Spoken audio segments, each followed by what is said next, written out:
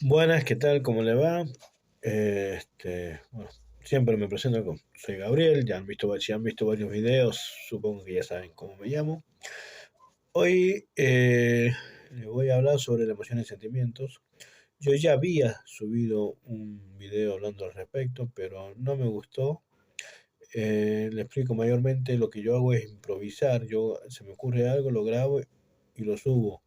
No me guío por libreto, pero medio que habían cosas importantes que no fueron bien aclaradas, por lo cual lo que yo hice fue transcribir en una hoja lo que había dicho, hacerle algunos cambios, digamos, para mejorarlos.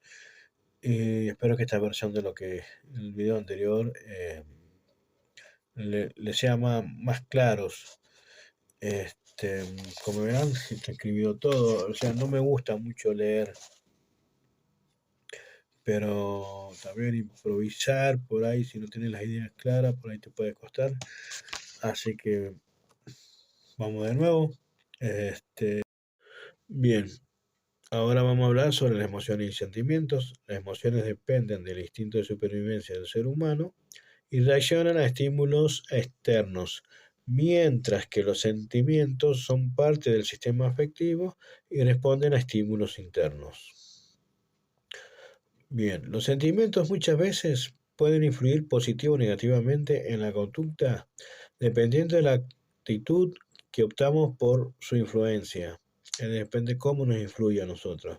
Y la preparación mental que tengamos para controlar las emociones y sentimientos y no que ellos nos controlen a nosotros. Las emociones no siempre se pueden controlar, ya que son impulsos del sistema nervioso que se detonan como un acto reflejo, mientras que los sentimientos son relacionados a la glándula acmidolar que se encuentra en nuestro cerebro. Explico, para que no haya confusión. Nosotros acá en la garganta tenemos la acmídola y en el cerebro tenemos una glándula que es la que maneja, serían los sentimientos, coordinan los sentimientos y otras características que se llama acmídola, se llaman igual. Puede prestarse para confusión, pero son dos cosas distintas.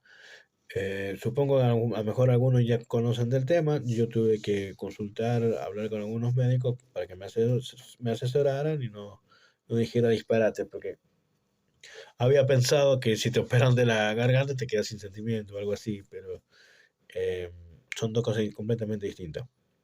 Es decir, que los sentimientos dependen del cerebro, mientras que las emociones se relacionan con el instinto de supervivencia, de conservación de la especie, como por ejemplo la pulsión de comer, reproducirse, eh, la supervivencia, etc., mientras que los sentimientos son parte del proceso afectivo, como el hambre de caricia, el amor, el cariño, el odio, la empatía, la codependencia, etc.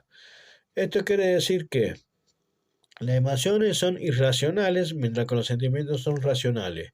La función de cada uno es la conservación de la especie. Una cosa es pensar las cosas y otras cosas es decirlas. Por ahí me ha pasado que me trabo, me bloqueo, por ahí me cuesta expresar lo que estoy pensando. Eh, bueno, cuando queremos hablar de eso nos puede pasar, cuando hablamos en público, nos ponemos nerviosos y nos trabamos. Justamente porque hay un estado de alerta, de preocupación del cerebro para resguardar a las personas, ya sea para que no se vulnere tanto su integridad física como mental, por lo cual se activa una alerta que nos bloquea o nos impulsa.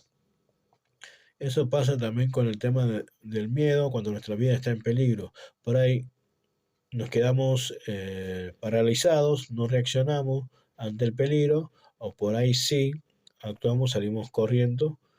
Eh, Ahí puede ser de una forma positiva o negativa la reacción que tomamos ante el peligro. Ahora, si nosotros podemos detectar la emoción que estamos teniendo en ese momento, podemos llegar a manejar correctamente la emoción, no permitiendo que éste nos maneje a nosotros. Es como actuar impulsivamente. Lo mismo pasa con los sentimientos. Cuando los sentimientos nos implica dominar, eh, cuando los sentimientos, perdón, nos empieza a dominar a nosotros, se produce, por ejemplo, lo que es la codependencia afectiva, ya sea hacia algo o hacia alguien. Esto no puede provocar, esto no, nos puede provocar varios problemas, ya que son tanto, perdón, esto nos puede provocar tantos problemas, ya sea psicológicos o sociales, que debemos tratar de solucionar por nuestro bien y la de los que nos rodean, porque nos podemos dejar llevar y actuar de cierta manera poniendo en riesgo la integridad nuestra y de las otras personas. ¿Cómo la dominamos? ¿Cómo la controlamos? Por ejemplo, nosotros cuando nos relacionamos con las personas mayormente usamos una máscara. Esto quiere decir que nosotros no nos mostramos debidamente tal como somos. Entonces tenemos que tratar de sacarnos esa máscara porque tarde o temprano salta nuestra personalidad o que somos sobre lo que pretendemos ser. Es decir, que muchas veces nosotros fingimos ser alguien que no somos para aparentar, para caer bien, pero tarde o temprano sale lo que somos. No sé si me voy explicando. Hay una gran diferencia entre lo que nosotros percibimos de nosotros mismos a cómo las personas nos perciben. Entonces, detrás de esa máscara escondemos algo y hay una parte de nosotros que no queremos que se vea. Ahora, ¿qué es eso lo que escondemos? ¿Qué es lo que no queremos que nos vean? Sobre todo nos preguntamos, ¿por qué no queremos que lo vean? De la manera de qué manera también nos puede llegar a afectar si se descubre eso.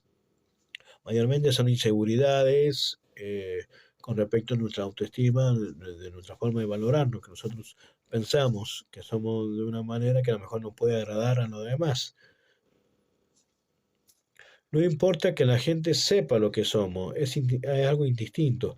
Lo importante es que nosotros nos aceptemos tal como nosotros somos, entonces debemos sacarnos esa máscara, dejarnos de ocultarnos, como nos preguntamos anteriormente, ¿cómo hacemos para aceptarnos a nosotros mismos?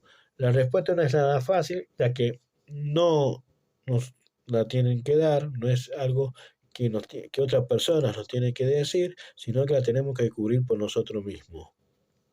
Hay personas que necesitan hacer psicoterapia, ejercicios, talleres que ayudan a la persona a sacar ese ser interior. Hay distintas técnicas.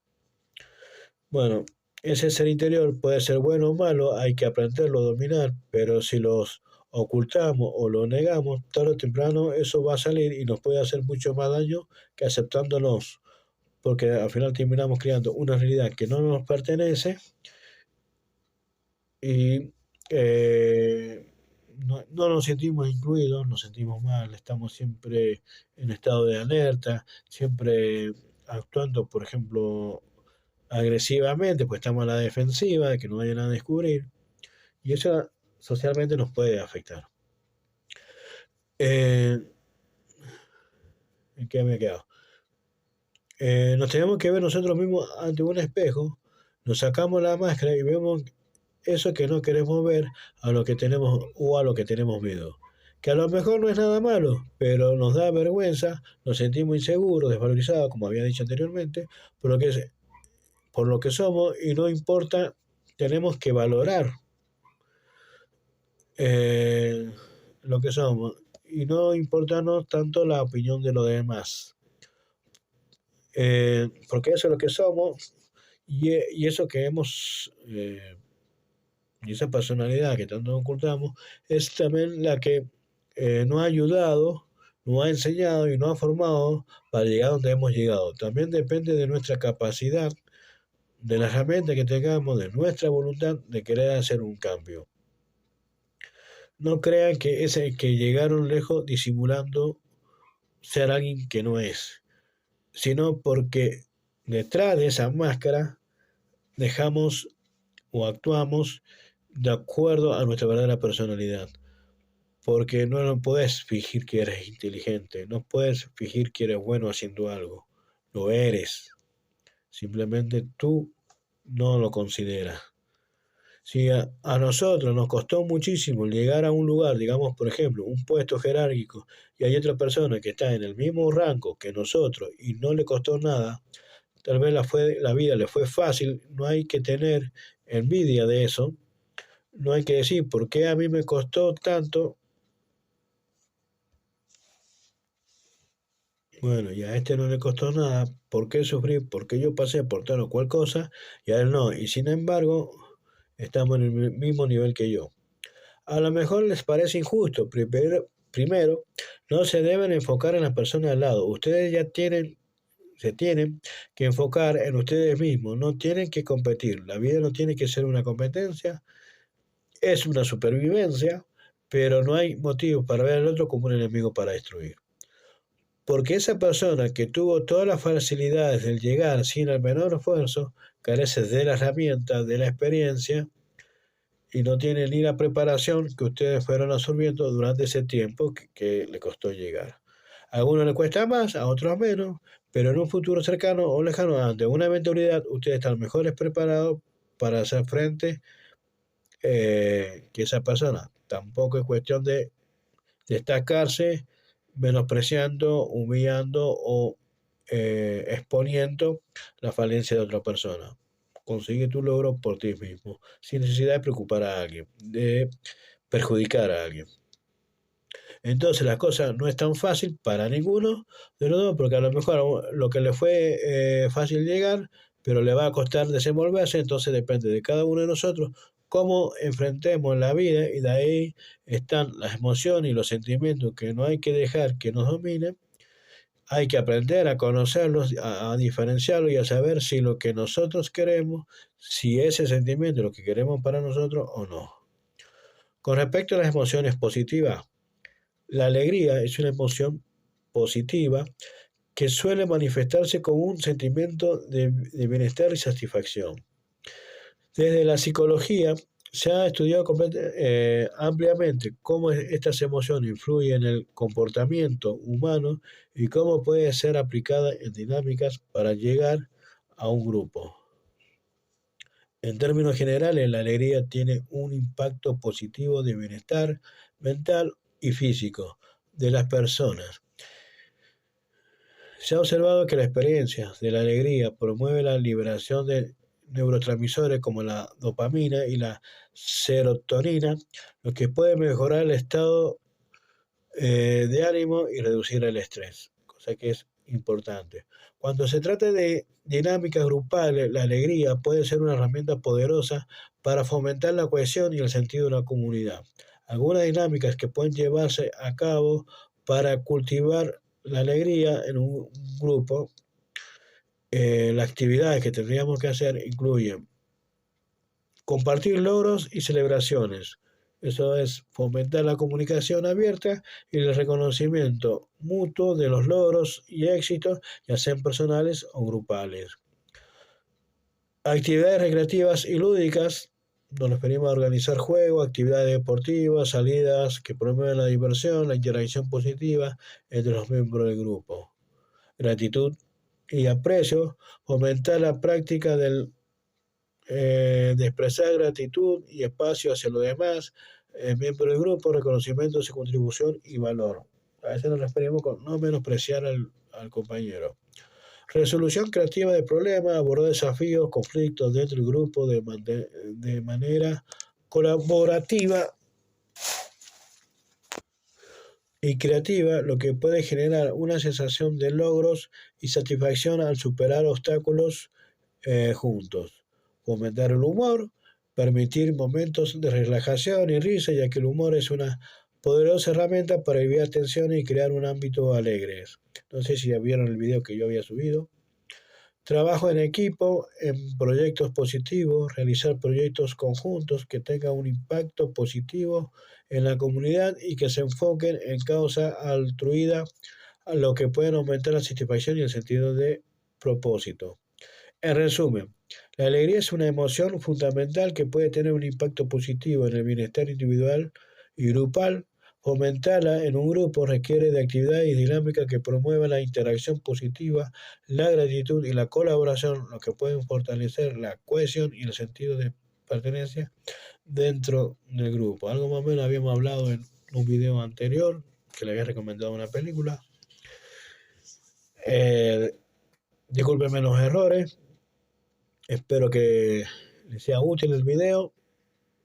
Y bueno, cualquier consulta, ustedes saben que me lo pueden preguntar y yo les respondo o le armo un video al respecto. Nos vemos más adelante.